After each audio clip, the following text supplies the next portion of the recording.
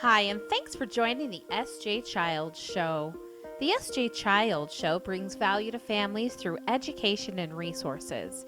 But the SJ Child Show isn't just about me, it's about us as a community.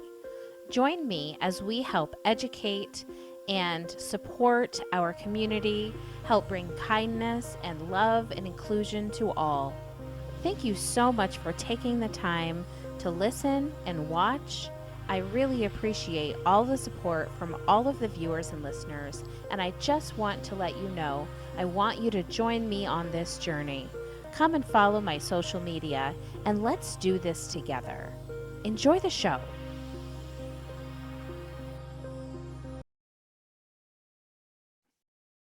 Hi, welcome to the SJ Child Show. I'm your host, SJ Childs, and today I have Stacie Larrison. And Stacie and I are going to have a really in-depth, great conversation. I mean, I hope you find that it's great, but yeah, I think it'll be a lot of fun.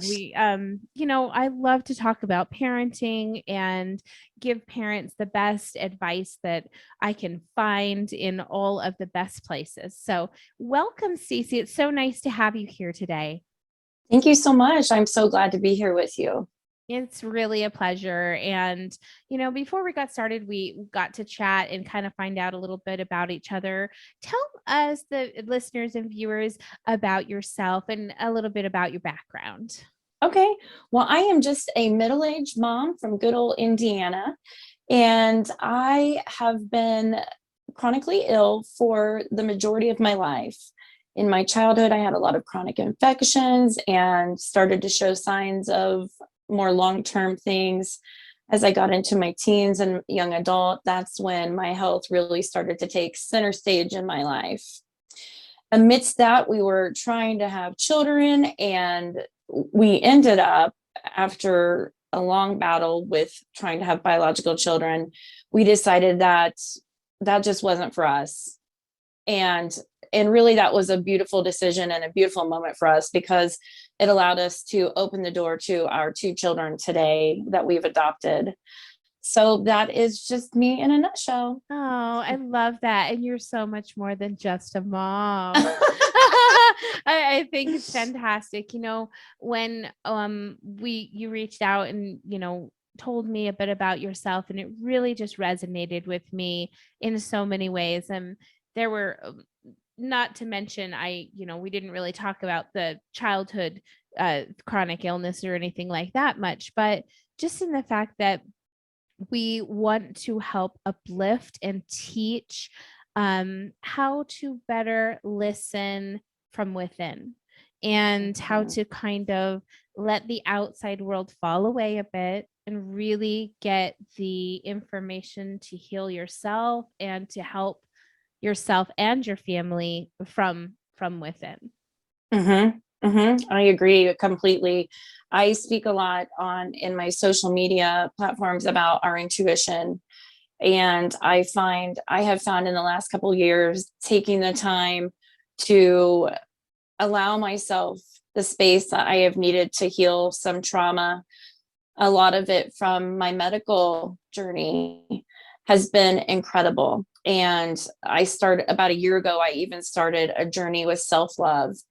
And I didn't even realize I was withholding that from myself. And that has been such a transformative experience. So as a mother, I really work hard to help my children listen to their intuition and learn what that is. Yeah. Because I really feel like that is the key to developing a high emotional, I'm so sorry. Oh, yeah. No worries. No problem. Looks like we have some technical difficulties. So I'm just going to pause the video here, and we are going to get back to our video in just a moment. Develop a high level of emotional intelligence. Perfect. Yeah. Sorry. I think that just started back up. So, yes, working with your children and their intuition. And not only does that help them with their own emotional intelligence, but when they get out in the world and they have conflict resolution, and they can be good examples to other kids around them and be supportive of their peers. So important. Absolutely. And I think with today, the children, mental health is such a current topic with children. And kids today are going through so many different experiences. I just feel so strongly that if we can create a base of teaching children how to listen to them themselves, but not only that, but to honor their own needs. I love Oh that. my goodness. What a world we create when we create humans who honor their own needs without feeling guilty, are able Yes. to communicate it effectively and respond appropriately when it's challenged. Yeah. Isn't that the truth? And it really starts with you as a parent and really getting, starting that relationship where that child is at and not where you have expectations of a child to be. I agree with that completely. We're parenting a child that learns differently and has some trauma, and so we've really had to learn how to change our parenting, quite frankly, because it's Yeah. a completely different experience.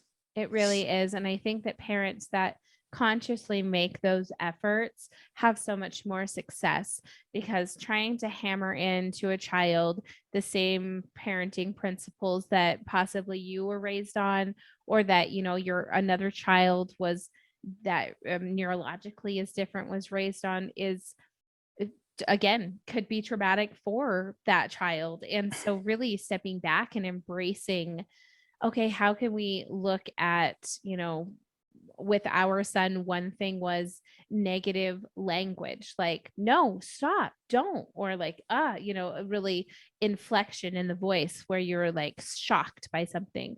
And it would just cause him to just break down constantly. And we realized, okay, we need to use, hey there, buddy, can I help you? Come on over here, let's not, or not even not, I guess I couldn't even use that, but we really had to rephrase and restructure our sentencing and our paragraphs when speaking to him because of his limited cognitive abilities to understand the need we were wanting without that negative term thrown at him, and then him feeling like out of fear, oh no, what do I do? Then he That's has, yeah. fascinating. Yeah, and I think that it's so important that we give the kids the kind of the chance to show us, and then we take that and think about ways to strategize the best skills for them. I love that. And, another topic that is so relevant in parenting right now is consent. Mm. And I genuinely feel that we build little people that understand consent when we do things like this, Yeah. where we identify that their needs are different and we meet them where they're at. Mm-hmm. I know we're not saying, do I have consent for this, sweetheart? But it is building consent in that we're showing them that there are humans out there who will meet you where you're at and help you with this need. Yeah, that's so true. And, I really love what you said about building kind of that self love or that confidence in themselves. And one story that my listeners are probably like, oh, she's sharing again. No, kidding. One thing I love that, I just think is so important, and that's why I feel the need to share it, is that when I realized after raising my stepdaughter, who's now 22, I've raised, an entire adult already, and Mhm. I see what I could have done better. And of course, I want to this is our third child, and now I'm like, okay, I'm going to try this and see how this works. And we're having a Mhm. lot of success. And one thing with our youngest daughter, who is 10, right away we noticed, she's very independent, she's very conscientious, very emotionally intelligent. And I taught her at the very beginning, because when kids are little, grandmas or grandpas like, who do you love the most? You love grandma the most, blah blah blah, those kinds of things. They don't Those kinds of things can trigger someone's mind and their thoughts into thinking that maybe that self-love isn't the thing that should come first. And so I started right away and told my daughter, no matter who in the world asks, who do you love? Who do you love? You always say you first. And that's not meant in a I self. love it. Yeah. And I don't mean it in like a, oh, it's me. It wasn't meant to be like that, as far as like, you love yourself. You come first. You come first Mm-hmm. in before your mom, before your dad, before your brother, who you're going to need to take care of. So you're going to need to take care of yourself first. Right. Mm-hmm. And so it's just so interesting. And now she's 10, and I see how that was such a great thing to do. And That's beautiful. yeah, she's confident out in the world. She's shy, but she's like has this air of confidence about herself. She holds her head up high, and she has a physical difference and has dyslexia and autism, and she doesn't necessarily let that stop her from shining, you know? I love that. Yeah. And I feel that so deeply. Our My daughter is very similar in some ways, and for one of the things we've really struggled with her is helping her use her voice and not fear losing the love of maybe a peer. Yeah. And we've just really learned that scripting some of those conversations, like you chose to Yes. script, you always love yourself first. It is fascinating, and just it makes a big difference. And for us, we ended up having kids in our late 20s, and we're really grateful that it worked out as it did, because we're so much more emotionally prepared and just that much more emotionally intelligent through our Yeah. work and our careers, that we understood the kind of parents that we wanted to be, Yeah. versus reacting to a world and reacting to becoming parents. Isn't that the truth? And Mm-hmm. yeah, and I have, my oldest is a stepdaughter, so that kind of the same thing. I didn't have my own biological children till I was in my 30s, and already, done my careers, have done a whole bunch of things, lived lives, and have also started to raise this other child. And I can see like how I brought all of the bad parenting, bless her heart, into this relationship with her. However, throughout all of that, her and I still had such a bond, such this close, like mother daughter, best friend bond that, we lost touch at one point, and it was devastating for me. Mm. It was super loss, right? And it was when she turned 18 and left and didn't talk to us for 2 years practically. And then she came back around, and she's more grown up, and she understands, and we understand, what needed to happen happened, and now we couldn't be closer. Like it's incredible how it's come full circle, because it was such a fear that we've lost her, Yeah. Oh, I'm sure. so But as a parent, we all fear that moment when it's time for them to fly away. But the reality is that's exactly what we built them for. yeah. That's what we want for them. And you clearly equipped her with what she needed to take care of herself. And she gained some perspective. And then it's like, okay, now I know where home is. Yeah, And exactly.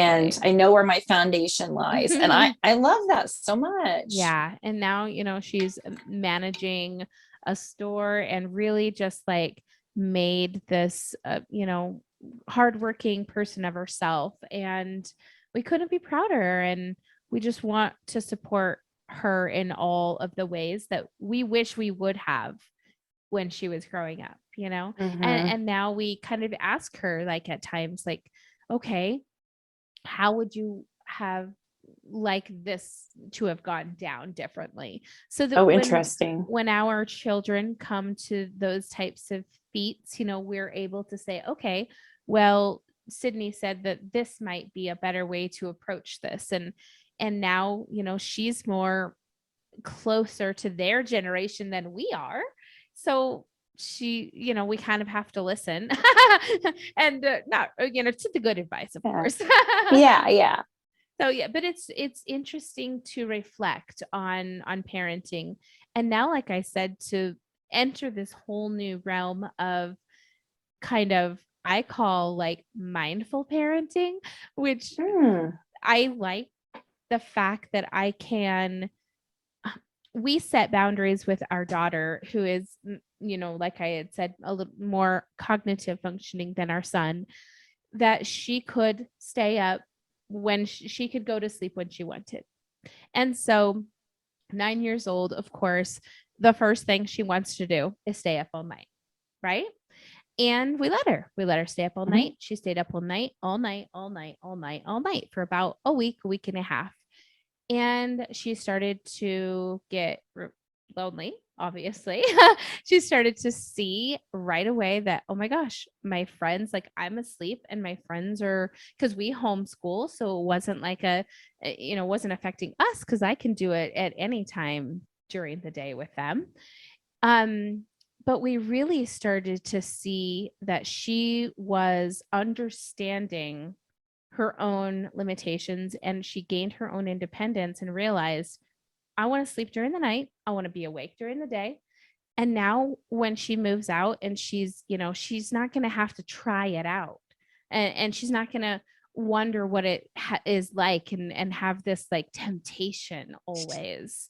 And Mhm. I think it's interesting when you serve your child a platter of independence, and they, take what they need, but they also leave what they don't. And that's something you don't expect. I love that. Sometimes we, as adults, we have this tendency to try and control everything for Yeah. them, forgetting that they have zero control. Yeah. And a lot of times when you offer them a bit of their control, yes, they're going to push the limits at first, but Yeah. they understand, they come around. Yeah. We have an excellent example of that. Our daughter really has struggled with, she doesn't get the typical response to tell her to drink water, drink, take a drink. Mhm. And so she becomes very easily chronically dehydrated. Oh. And so we've had to really develop some routines Yeah. around simple things like drinking, making sure that Yeah. we have this going on. And she's really fought us on it. Hmm. And a couple weeks ago, she had an episode that really made her feel sick, and she was down for a couple days. And it took me a couple days to get her rehydrated. She took a couple of days during her time at school where she didn't drink her amount. And just something like that over a course of a couple of days makes her feel really crummy. Yeah. Well, since then, I've not had to say anything. So Mm. sometimes those natural consequences are Yes. far better than any consequence that we can give as parents. It's so And true. we also give up the fight when we do it that way. Yes. And isn't that so much better? I I think mean, so. bless my parents' heart, they did everything in their amazing powers to do the best that they could. But there were definitely some communication styles that were, different. And Oh, sure. I can't remember times where like we weren't arguing and things. And Right. I want my daughter, like, first of all, I was doing this great podcast with some autism siblings, and one of the brother said to the other brother, you know, I was so mad when you left for college because, mom and Mhm. dad just bicker at home all the time. And it was just kind Aw. of like the cutest thing. But it made me stop and think, what does my daughter think about this? Like, what would she say? So I went and asked her, like, what do you think about like your life? Like, if you took a step back, would you say that there's like yelling or fighting, or what kind of things happen in your home? And she was like, you guys are always laughing. And Really? my husband and I are the best friends for 18 years, going, just on forever, hopefully. And, it's just been every day. We started as friends and then we got romantic after that. And so it's been natural for us always Right. to first thing in the morning. How we met was sitting and having coffee together and talking.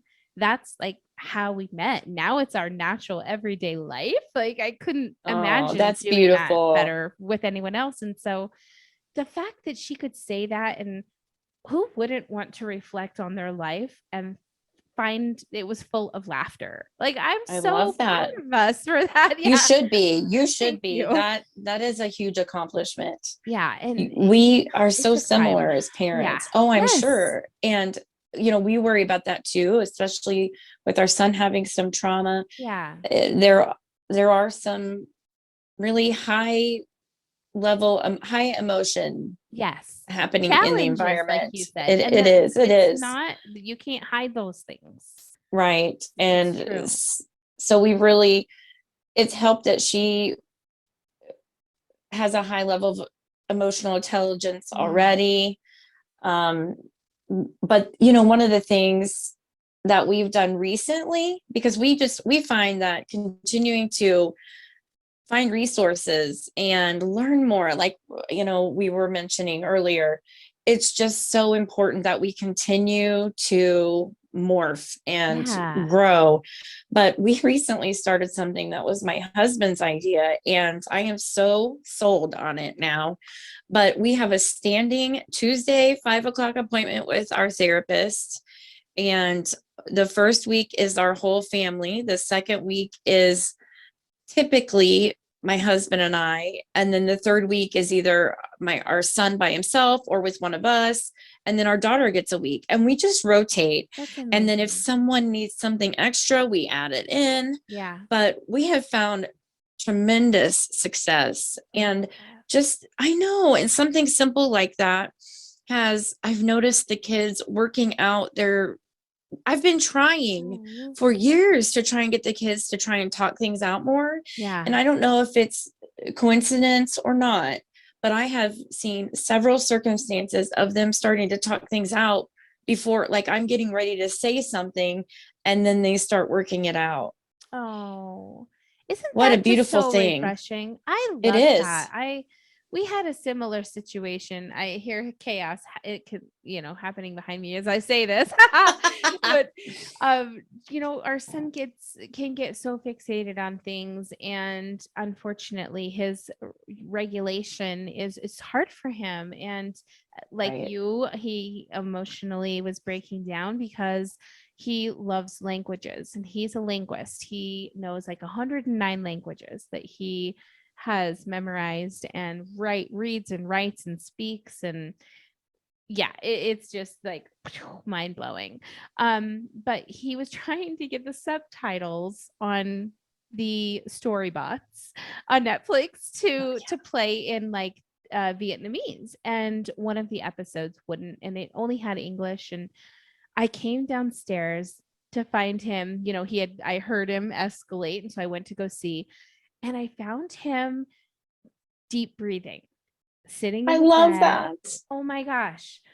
I mean, I can't believe how long it's been that we've been working on That that, right? That we've been working on deep breathing, and to find him self-regulating and to just Oh my gosh, I'm know, getting I know, emotional sorry, too.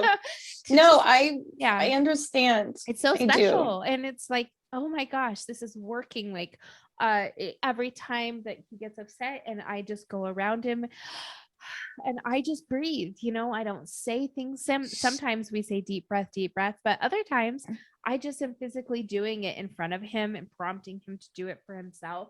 And to see him doing that and really, oh, it was just so precious and special. And yeah, worth telling. It is absolutely worth telling. Yeah, Those are major wins in yeah, parenting, for sure. because that is just, you guys have planted a seed, Yeah. and the ripple will just grow and grow and grow. I feel so grateful that my kids are getting parents that are able to plant that seed as well. I have had terrible anxiety my entire life, and only as an adult really understood that, have and really honestly only started to get control of it in the last few years. Me too. So That's and I just interesting to don't hear. want that for Yeah, my kids. I don't agreed. want that for them. Yeah. So that is something we do, a lot of deep breathing around here, a Yeah. lot. Yeah. What I are love that some so I much. think it's so important too. What are some other things you guys do, as parents of adopted children? Like, how do you just really let them know like how important and special they are to you? Do they also have the information that they're adopted? Yeah, both of our kids do. And we have an interesting situation because both of our adoptions, not legally, but by our own choice, are open adoptions. Okay. So my daughter, well, but we know the mothers of both of our children Yeah. and are really close with them. They are Oh, very special to that's us. And great. we knew them before. Yeah. And so it allows for us to really make sure that they know that not only I love them, but my daughter, my daughter actually calls her biological mom, her name's Ashley, and she calls her Angel Ash Oh, because the saying is that she was our angel that helped her get here, yeah. helped her get to To us. you guys. Yeah. Right, right. Absolutely. Yeah. So I guess to go back to your question though, for us, what we've learned in particular with our son, it's very much about that intimate one-on-one with him. Yeah. And because he has some attachment issues, Yeah. he is incredibly attached to me. And if he doesn't get that specific level of connection or time or physical touch, I notice quickly that he starts to dysregulate. Mm-hmm. Definitely. So with him, a lot of it's about that. My Yeah. daughter, she's a little bit different.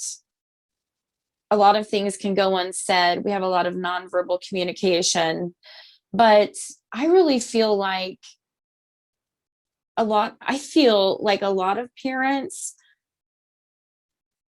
maybe this is inaccurate, but we take the time to stop on a regular basis and have the deep conversations. Yeah. And I'm not really sure how to word that, but I find when I am talking to a lot of parents who are struggling and they come to me and they say, "Hey, this is going on. What do I do?"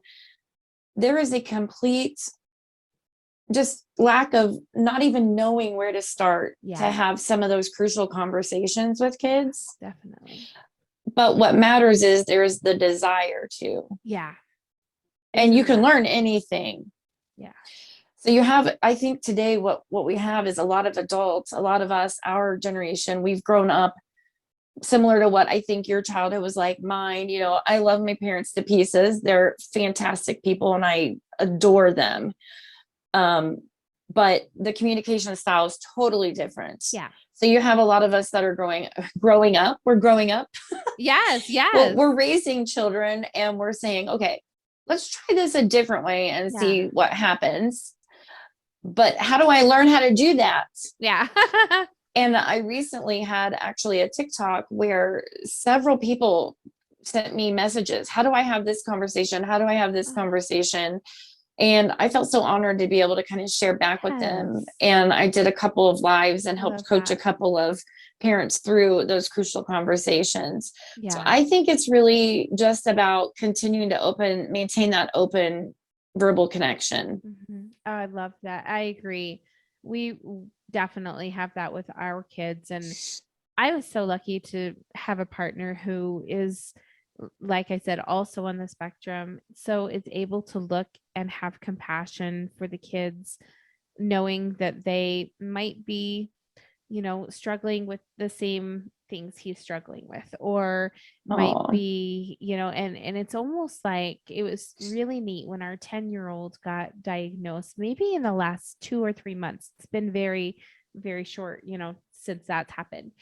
And we had kind of joked, like, should we throw a party? Like, we're welcoming her into like this autism circle that we've built this community and this love for one another and this respect for each other's human needs. And when you focus on a child and you treat them with respect and you treat them as a human and you don't expect them to be an adult, I think it's so like innocent and refreshing to have conversations with children. I was, Mhm. I think it's the best thing. I was just at a birthday party, at my cousin's birthday party, and the little guy was just turning 2. And so there's, little people around, and just I noticed that I was probably the only adult who talked to the little children, right? Who got down and said, "Hey, I love your little shirt," or whatever. And they deserve just as much human contact, and that we all desire and want. I love that. Yeah. My grandmother was a brilliant preschool teacher for many, many years, educated, did administrative work in that area, and helped educate other women and men, I should say. I think most of her team was women. But one of the things that really fascinated me when I became a mother and she came over one day, she watched our daughter kind of follow me around, and we do life together. And she said, I just love that you're just letting her be part of your routine. Yeah. And I thought, I mean, is there another way? Yeah, But right? it really floored me. And she said a lot of parents don't let their kids in on all of these things, like help them with the dishes and doing this and doing that. And she was little at the time, probably 3 or 3.5. But that still blows my mind. And you're completely right. I've had that experience as well, where, or what about, I know you've had this experience, especially since your children. What about when you go to stores and people don't address your children when it's something that your children have asked, or there's just this lack of respect Human for respect. little people. Yeah. And they are small and their brains aren't fully developed, but they have just as many human rights as you do and I do. 100%. 100%. You nailed it on the head. They have absolutely as many human rights as we all do. And I so agree with that. Oh my gosh, 100%. I'm not going to go into my mind was just going down a tangent. I'm not going to go there, but I'll talk to you about that later. I am so, so happy that we were able to talk, and I'd love to invite you to come on again and I would have love some to. more in-depth discussions. And I know a lot of great resources and groups that I'd love to refer to you, and vice versa. I'm sure get resources for other parents and things. So we Absolutely. will share away. Yes. Tell us your social medias and how we can get in touch with you. Okay. Right now, I do not have a website. However, you can get me on Facebook, TikTok, and Instagram, all under Unstoppable Stacie. And Stacie is with an IE. Stacie. Fantastic. And I'll have all the text up on the screen and down in the description box below. So Thank you. exactly where to find her. Just click and you'll get right to her. So thank you so much for being on here with me today. I have just enjoyed our conversation so much. And we both, I think, took away from it a lot. Absolutely. So I love that. I love to make these connections and find our tribe out there and just stick together. Absolutely. Such a pleasure. Thank you so much. Thank you. We'll be in touch. Okay. The SJ Child Show, produced by SJ Childs LLC. Thanks to all my viewers and listeners for your continued love and support. And thank you to the guests of the SJ Child Show. It's been an honor to have you on the show. Thank you to everyone who continues to support me.